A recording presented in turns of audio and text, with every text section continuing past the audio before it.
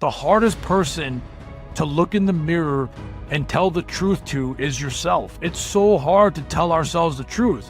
Whether we're overweight, whether we have a bad routine or no routine, whether we have bad habits, or whether we live a bad lifestyle, it's hard to admit that because we don't want to admit things about ourselves. Nobody wants to admit the negative parts about ourselves. We want to talk about the positive things about ourselves. But if you're not getting results and you're not happy with where you are in life, you have to learn how to be accountable. You can't blame everybody else. You can't blame life. You can't blame the victim card.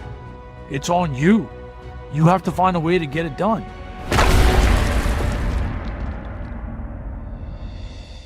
What's up, guys?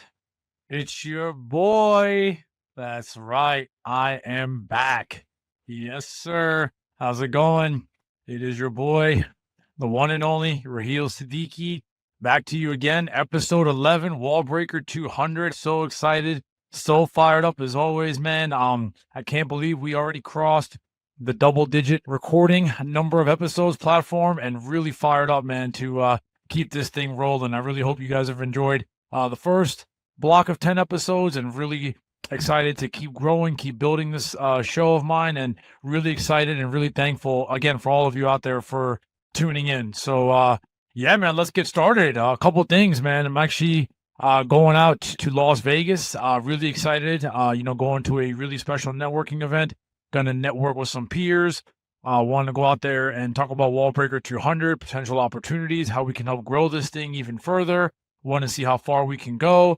I really love all of your guys' support, but really want to, brainstorm, think of ideas, network with some other great minds in the podcasting space, talk about my show, and really excited to go. So I'll be out there and really fired up. So wish me luck, and I will keep you guys posted on that. What else is going on?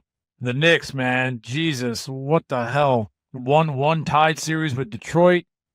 I mean, I knew it was going to be a dogfight, but man, I just really didn't think that we were going to lose home court. You work all year, you work so hard to get home court advantage, and then you lose it all in one game. It sucks. You work 82 games in a whole season. You work literally 6 months in an entire season to get home court advantage, and then you lose it in one night. It's crazy how basketball works in the NBA, right? But it's a 7-game series, and now we go back to Detroit. Let's see what kind of work we can do. Still have faith in my boys, but not going to lie, Detroit's looking really good. So I think it's going to be a dogfight the rest of the way, but who knows?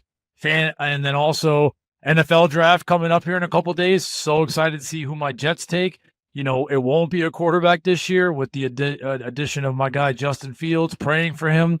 I don't want to go into the whole falling in love with every Jet signing. I've done that my entire life for 42 years. I'm not going to do that. I just tell all of my Jets fans out there, I'm just praying for Justin Fields, because historically my Jets, man, we just historically ruin players, quarterbacks, coaches. I don't want to sound so negative, man, but just praying. That's all I can say. Just praying for Justin Fields, praying for the Jets, praying for Aaron Glenn, coaching staff, and let's see how it all unfolds, man. I got zero expectations, zero guarantees. I'm all out of all of that. So let's just pray and see how it goes. But anyhow, man, wanted to get back to the show. So thank you guys for tuning in. Episode 11. Man, let's get it started. So really fired up, man, like I said, to be here, because I feel like every time I come on here, I always tell you guys, I always get constant suggestions, constant ideas from myself, from others, from fans, from people that I'm connected with on social media about what to speak to, what topics I should speak on for upcoming episodes, because I really want to help give great content.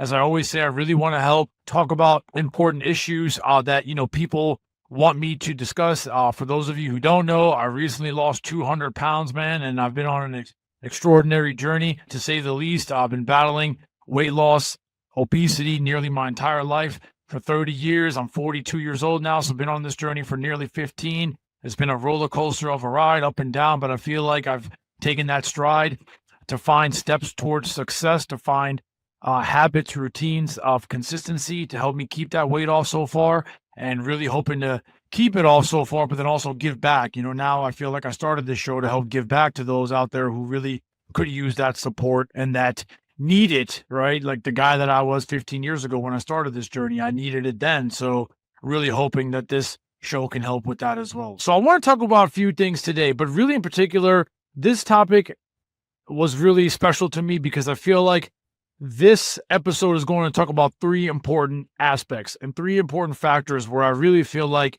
if you can dominate these three areas in your life, it will really help catapult your health and fitness journey. And that being three simple factors that I feel like are really going to help you guys and which really help me.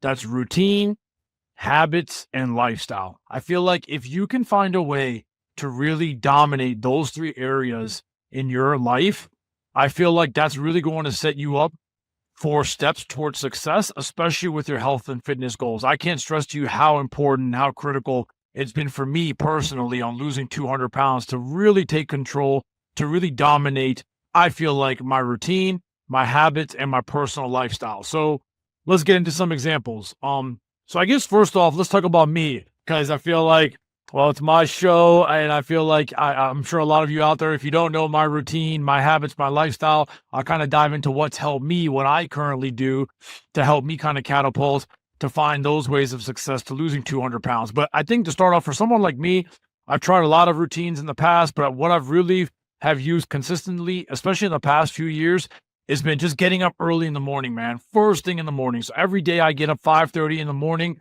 my alarm hits. A lot of times I'll snooze it and I'll try to get up maybe 5:35, but for the most part, I'm up ready to rock and roll bright and early, and I'm ready to go. I get up, I make the bed, wash my face, brush my teeth, pack my gym bag.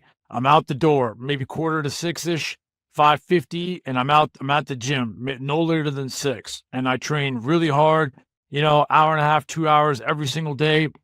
And then, take my son to school, and then I'm at work every single day, right? And I do this every single day. Weekends, I might sleep in a little later, couple hours, maybe like 8, not too late. And I still like to get to the gym early because I want to get it out of the way so I can spend time with my family.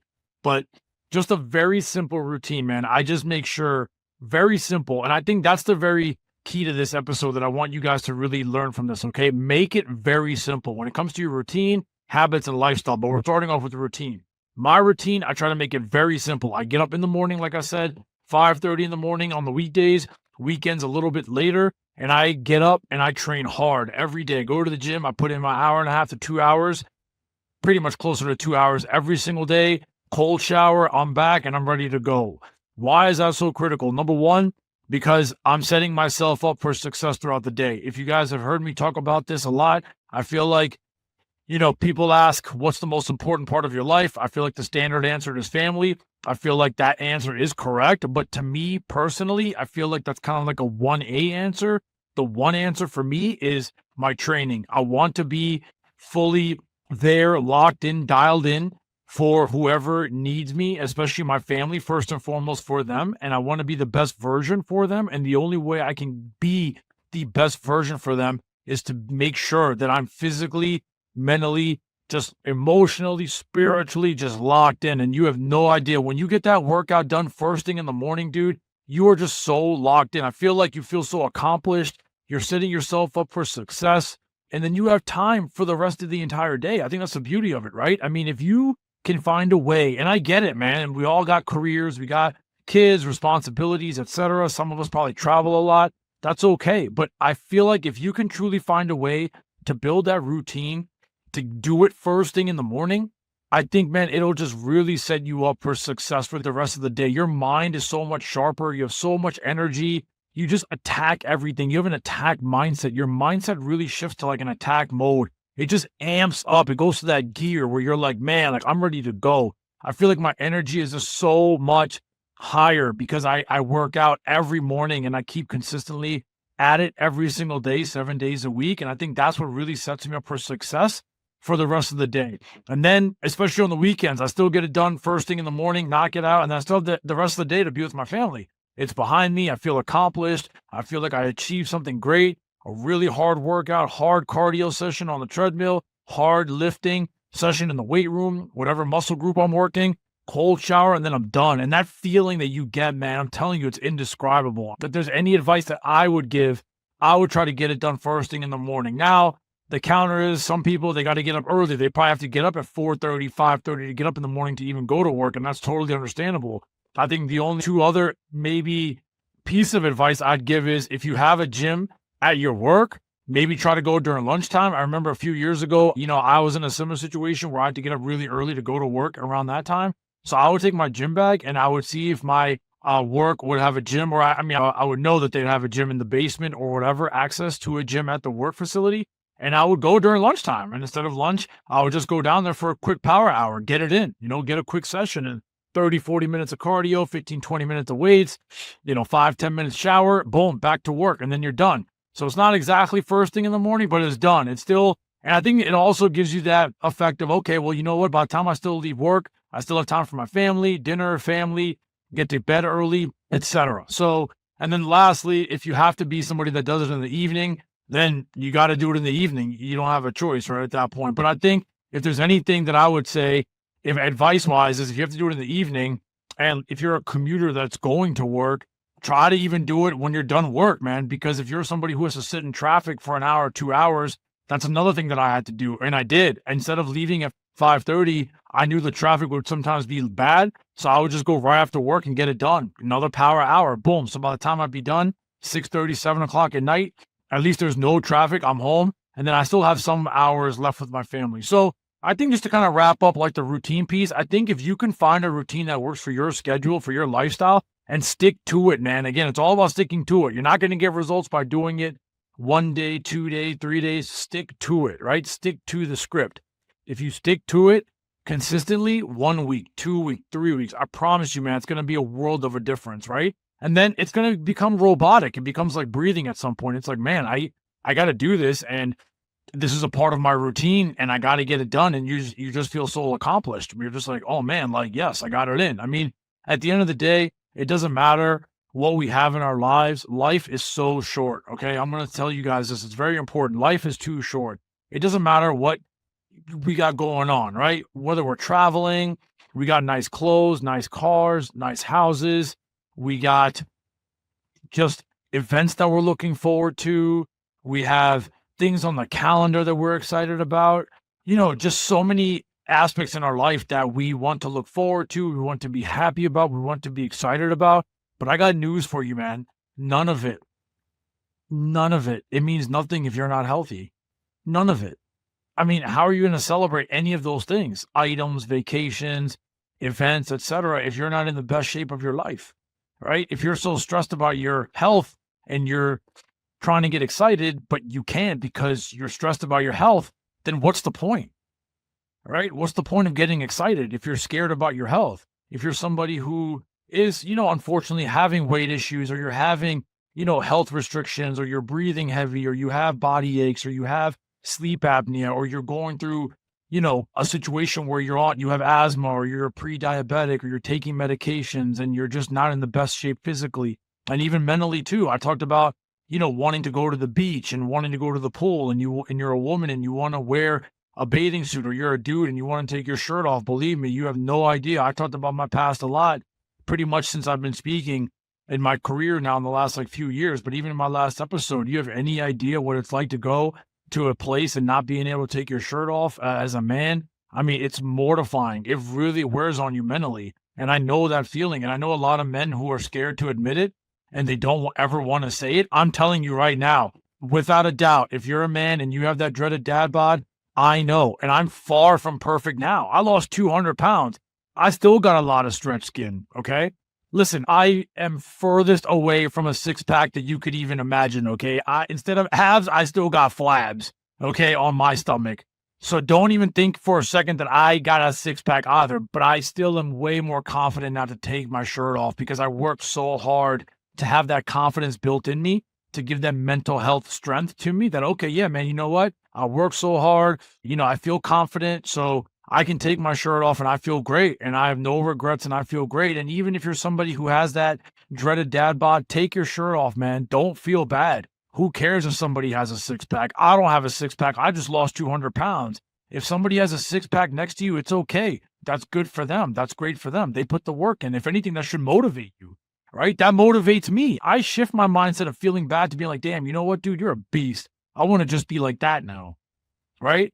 And if you're a postpartum mom and you want to wear that nice swimsuit and you're like looking at your friends and you're like, damn, she looks really good. I can't wear this. I got to wear like my swimsuit cover, or I can't really show my body because I've had, just age, attrition, marriage, kids, etc.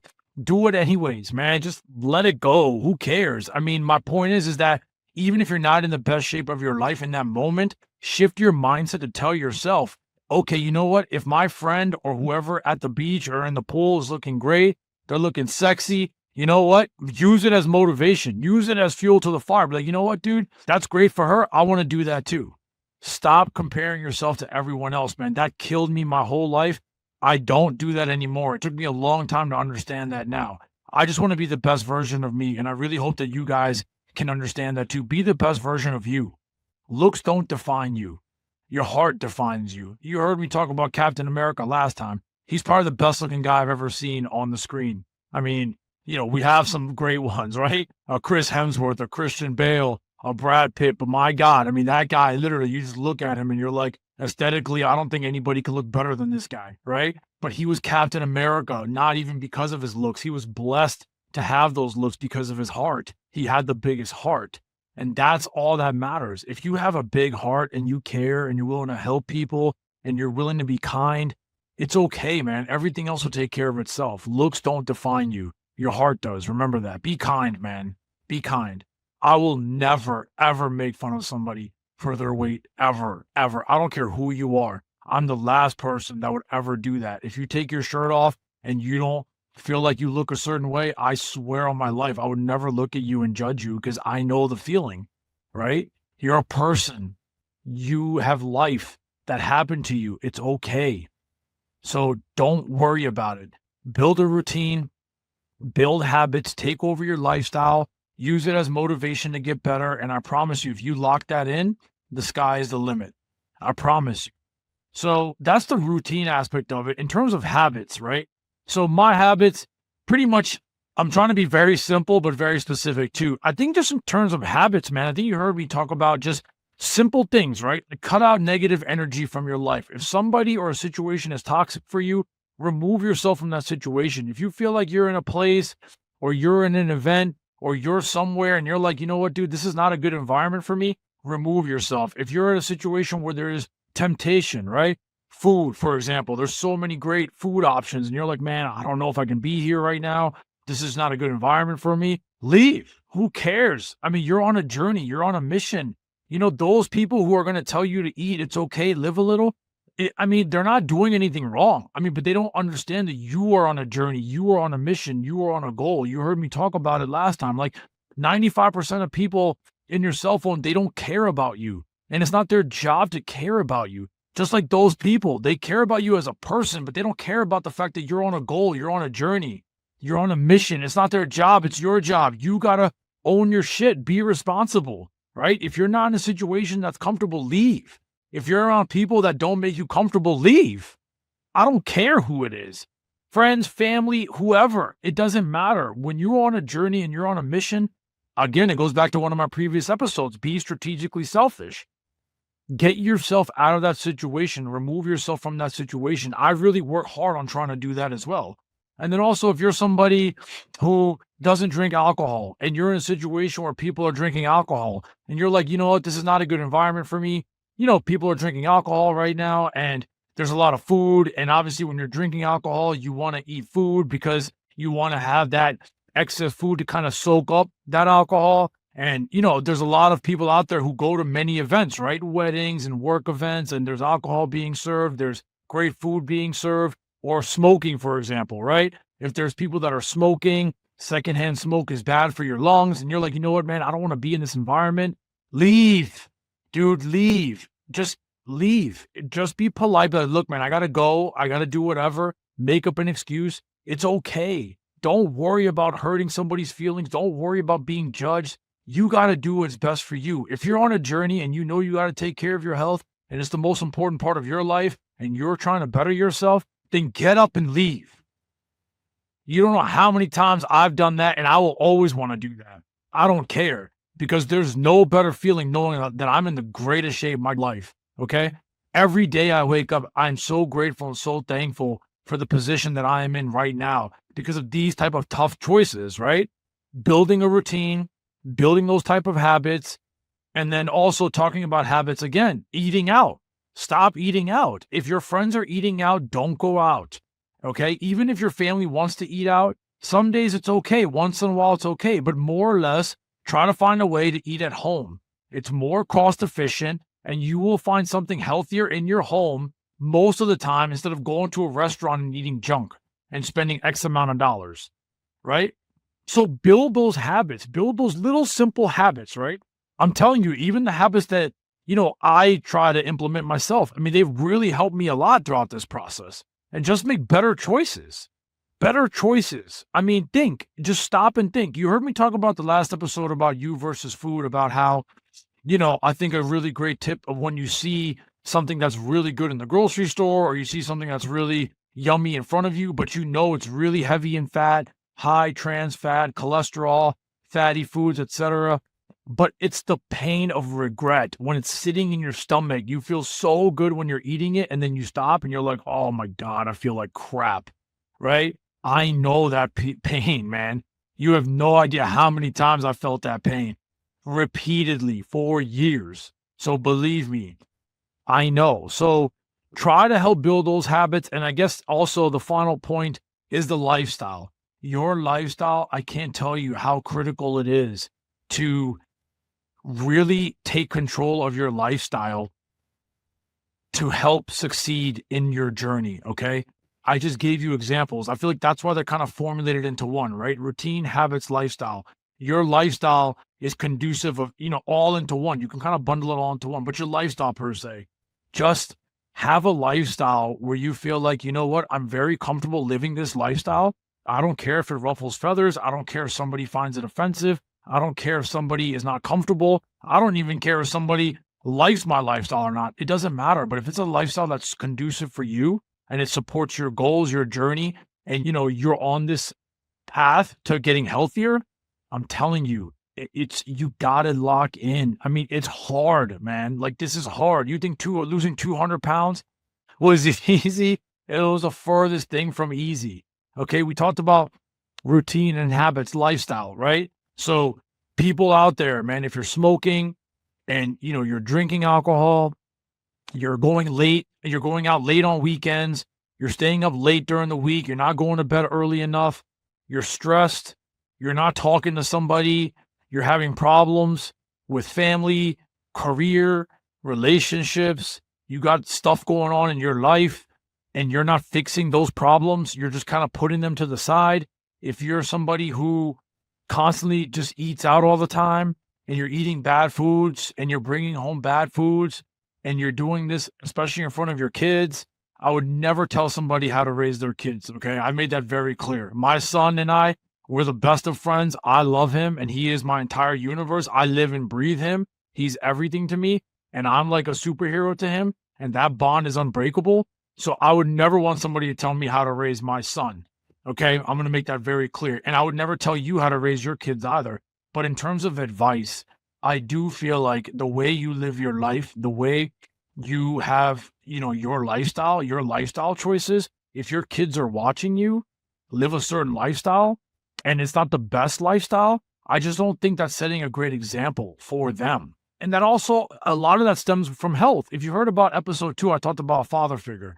I talked about a mother's greatness is cemented in stone because she gave birth to that child. 9 months of labor, hard labor, delivery, and then postpartum depression, just going through the motions, everything. I mean, I feel like all moms are superheroes. And it's a dad's job to work that much harder to climb that mountain to even come remotely close to being that superhero that a mom truly is. But as a tandem, as a pair, as a mom and a dad, I feel like your lifestyle choices really are very critical to children, growing up, especially when it comes to their health and fitness life, right? I think you don't want to be those parents that live a lifestyle where you're showing them a certain lifestyle that you might have been accustomed to living when you were maybe single in your 20s or 30s.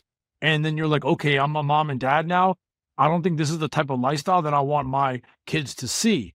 And food being first and foremost, right? Like eating junk food in college, living in a dorm room, eating pizza all the time, going out and hanging out all the time. The typical college lifestyle, right?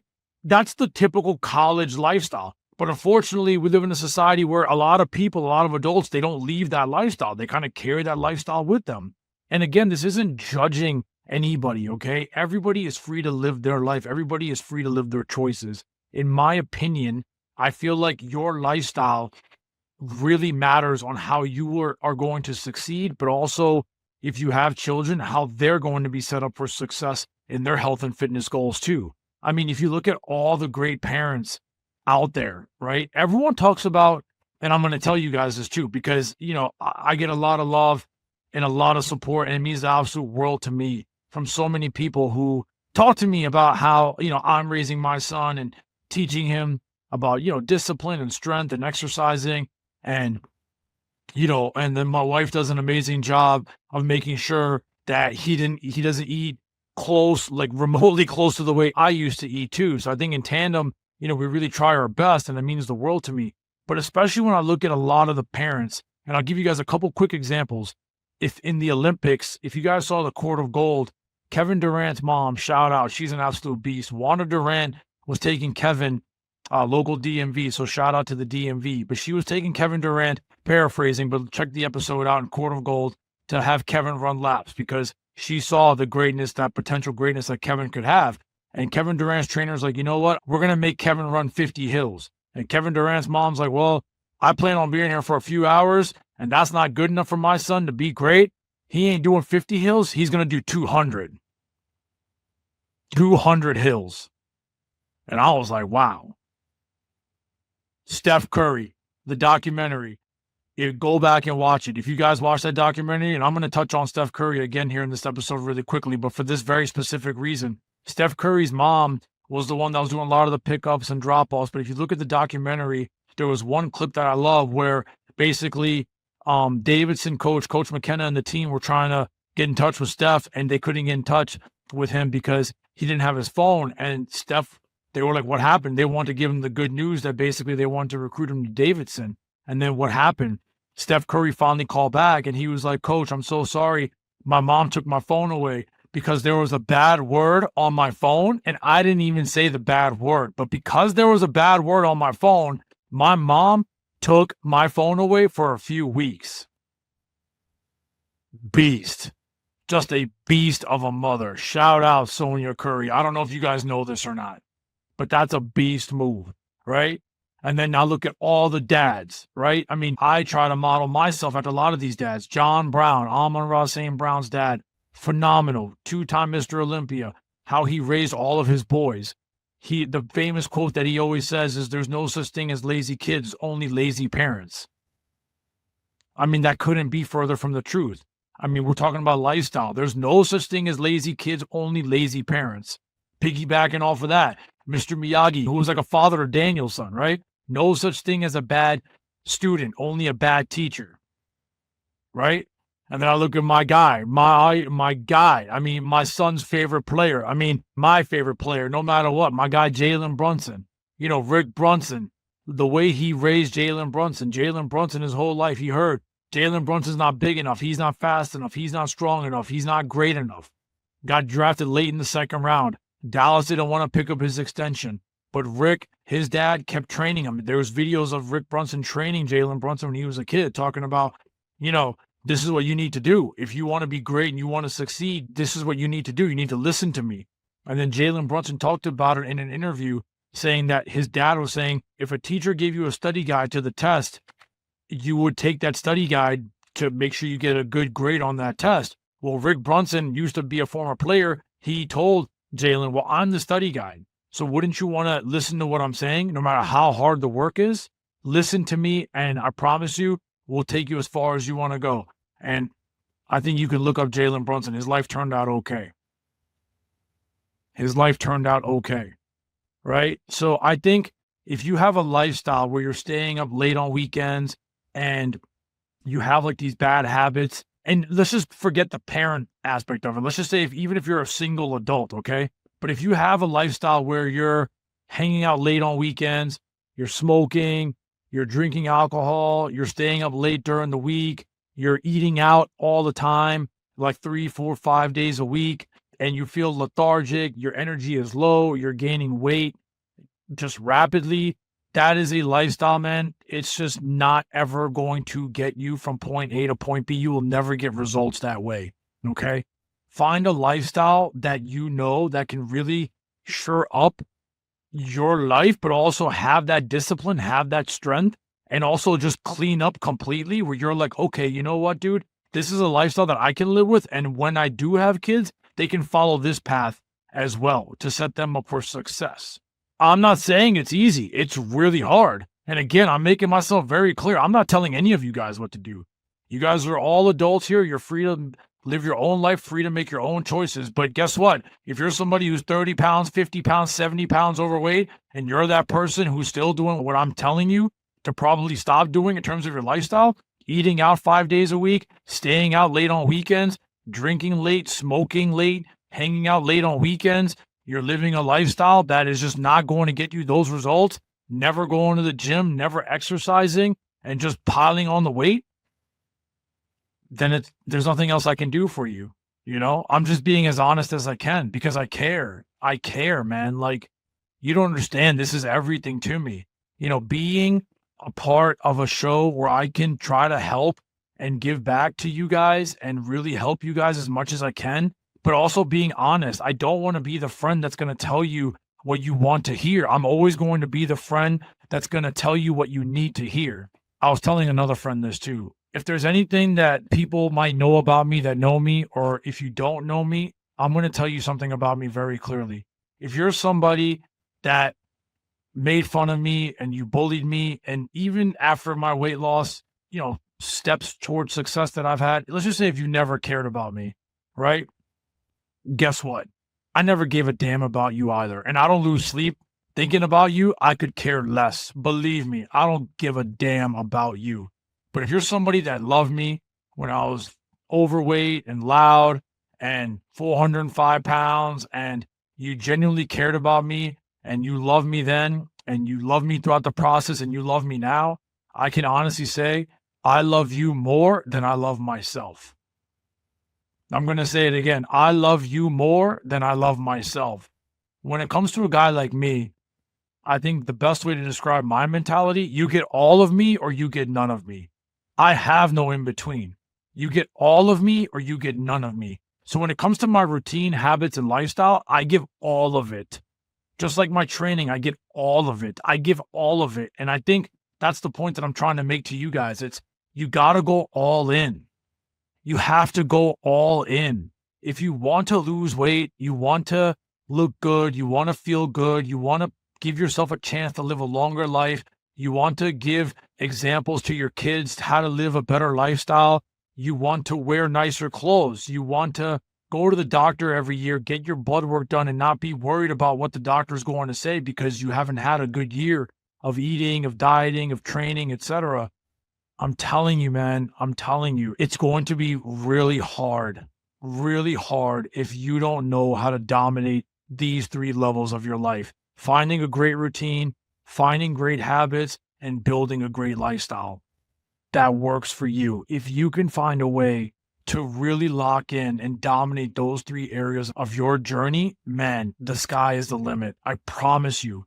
It's going to be just so beautiful seeing the growth that you made as a person, but also the fact of, you know what, you're like, damn, I just feel so much better mentally, physically, just all around because I cleaned up my act. I got a strong routine. I built great habits and I have a lifestyle that I love now. You know, I got rid of my old lifestyle. I cleaned up my lifestyle, or I made changes to my lifestyle, even if they're not extreme, but I found ways to dominate these 3 areas. And that's why that's leading me towards paths towards success.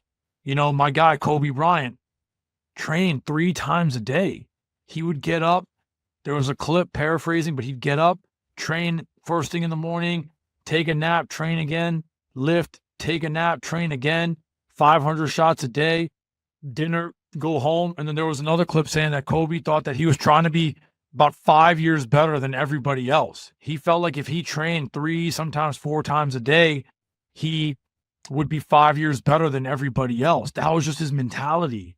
He was a dog, right? And they said that Kobe lived a boring lifestyle. He didn't like to go out. He didn't like to go party. I mean, look at the clip. I mean, was he perfect? No. I don't know every little detail, but if you look at the major points, clips that are documented, like the Olympics, the Redeem team, I mean, I show my son that clip every time.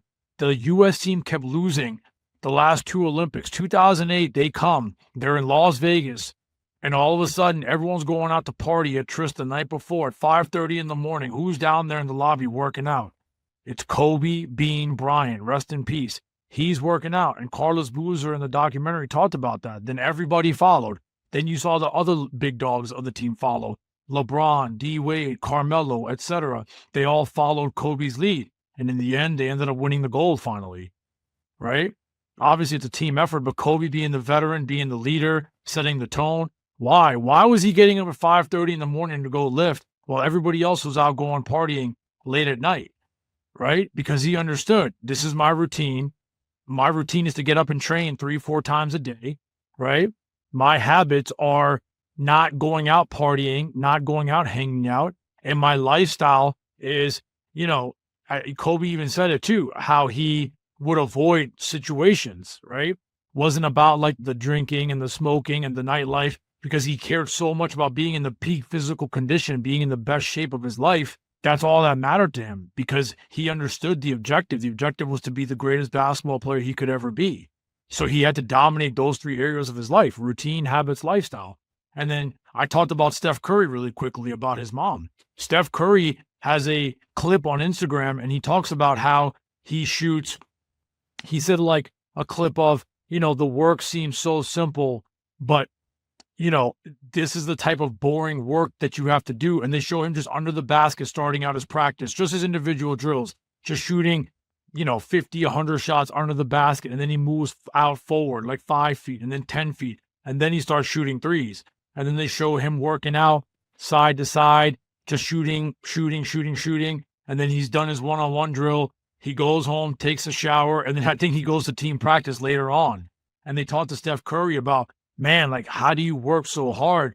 Because he talked about it. He felt like his conditioning. I mean, if you look at a guy like Steph Curry, and my boys and I were just talking about this, I'm like, man, this guy is absolutely incredible. Like, when you watch Steph Curry play, everyone is in awe of his skills and his shooting, rightfully so. But a guy like me, I'm just in awe of his conditioning.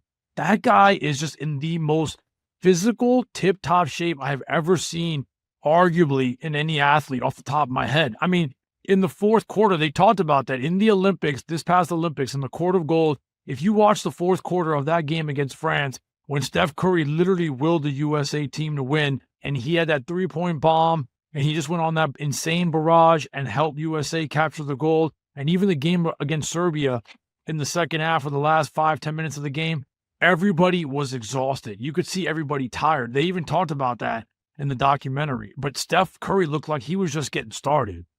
He looked like, I'm ready to go. I don't get tired. And that's exactly how I feel. I don't get tired.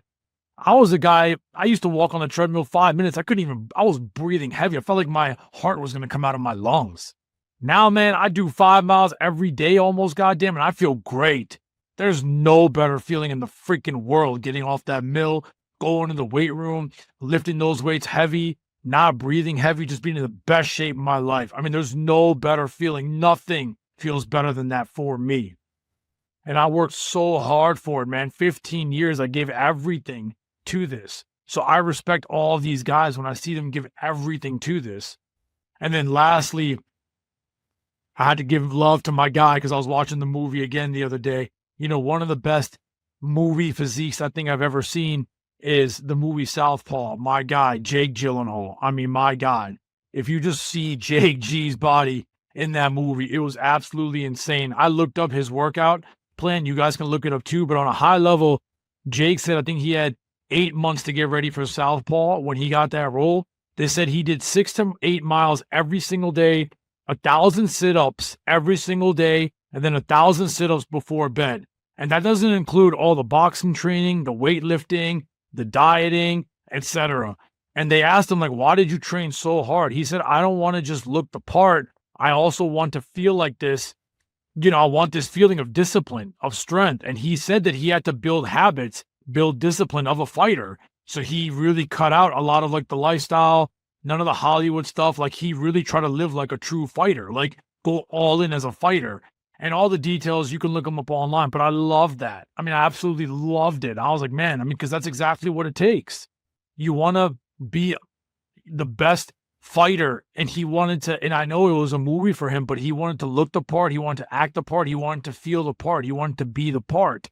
That's how I feel. It's like, you want that feeling of just the respect that you just get so much more respect. I'd walk into a room 405 pounds, it was just open fire. People were just ready to pounce on me and laugh at me and make fun of me. And I'm not even mad at them anymore. You heard me talk about that. We're done the victim's mentality. It was my fault because I let my body get to that point. Now, when I walk into a room, people are standing up. They're looking at me in the eye. They're shaking my hand. Like, what's up, big dog? How's it going? I'm going to the gym every day. People are coming up to me. Respect. Man, look at you. I mean, it's the best feeling ever. Just right now, this morning, the same guy, I posted a video clip on Instagram. He just lost 50 pounds. Older dude. I see him there every day. He walked right past me on the treadmill. You know what he said? He was like, dude, every day I get up struggling, but I know you're going to be here, and that inspires me to come every day even more. My heart almost sank. I almost cried on the treadmill. I said, man, that means everything to me. That's why I do what I do. He said, I know. Not even I think. He said, I know you're going to be here. And that's what gets me out of bed now since I've met you, to stay motivated and to stay on track. Because I'm like, man, this guy's going to be here. The wall breaker is going to be here. So I got to get it in. I'm going to see him at the gym. I got to get it in. And that meant the world to me. It means the world to me. So I just wanted to leave you guys with that. You know, I think at the end of the day, if you really want to lose weight, get in shape, be fit, be healthy, there's so much that comes into it, right? There's so much. But to me, you know, and again, this isn't about offending anybody. This isn't about calling out anybody. This isn't about picking on anybody. This isn't about judging anybody. That's not what we're about. We're just about being honest, man. I'm just trying to keep it real. Like, I'm just trying to be honest with you guys. Again, you get all of me or you get none of me, right? I think sometimes in life, like my guy, one of my idols, David Goggins said, I mean, it really hit home to me, but it's true. I say this to everybody because he was right. The hardest person to look in the mirror and tell the truth to is yourself. It's so hard to tell ourselves the truth, whether we're overweight, whether we have a bad routine or no routine, whether we have bad habits or whether we live a bad lifestyle. It's hard to admit that because we don't want to admit things about ourselves. Nobody wants to admit the negative parts about ourselves. We want to talk about the positive things about ourselves. And I get it. That's totally fine. But if you're not getting results and you're not happy with where you are in life, you have to learn how to be accountable. You can't blame everybody else. You can't blame life. You can't blame the victim card. It's on you. You have to find a way to get it done. I didn't lose 200 pounds by just, oh my God, you know, let me just feel sorry for myself and let me blame everybody and, oh, the weight's just going to come off on its own. No, dude, you have to look in the mirror. I had to be accountable. I had to build a routine. I had to change my habits. I had to clean up my lifestyle. Secretly eating in the car and then going to an event is a shitty lifestyle. Ordering a large deep dish pizza and a 2-liter and going to bed and waking up the next day and then doing it all over again is a terrible lifestyle. Staying out late on weekends with my friends and then coming home at 2, 3 in the morning and eating more frozen pizzas or picking up late night fast food and going to bed is a horrible habit. Getting up at 12 or 1 o'clock in the afternoon on a Saturday and Sunday is a terrible routine. That's what I did. That's what I was doing. I mean, you guys want to know the truth? I'm going to tell you all the truth. I'm not afraid to tell you all the truth, man. I mean, I'm willing to do whatever it takes. If it means for me to tell you guys what I had to go through, then so be it. That's exactly what I went through. I'd get up late on the weekends. I'd eat crap late at night, like I talked about in my last episode. Even on the nights that I'd hang out with my friends on the weekend, I'd still eat something heavy before I went to bed. Nobody would know because I wouldn't talk about it because it's embarrassing. Who wants to openly say, yeah, man, I got fast food at 4 o'clock in the morning when I got home and I went to bed. And the next morning or afternoon, I'm getting up at 12 or 1 and I'm ready to go eat again. And again and again. That was my routine. Those were my habits. That was my lifestyle. what was the result? 405 pounds. That was the result versus everything I told you that I do now. Look at my routine now. Look at my habits now. Look at my lifestyle now. Now I'm down 200 pounds. So everybody has a choice. Every case is different. Every scenario is different. But in the end, man, I just want you to know if you could find a way to dominate all three of these areas in your life, routine, habits, lifestyle, I promise you, you're on your way. And I'm here for support any way that I can, every step of the way. All right. That concludes our episode for today. Thank you guys so much. Hit that subscribe button on my channel at Raheel the Speaker on YouTube, podcast all over on audio platforms as well, Spotify, Apple, Deezer. Thank you guys again. This is episode 11, Wallbreaker 200, Raheel Siddiqui. Hope you guys got great content from this episode. Thanks again. Talk to you guys soon. Peace out. We're out. Go Jets. Go Knicks.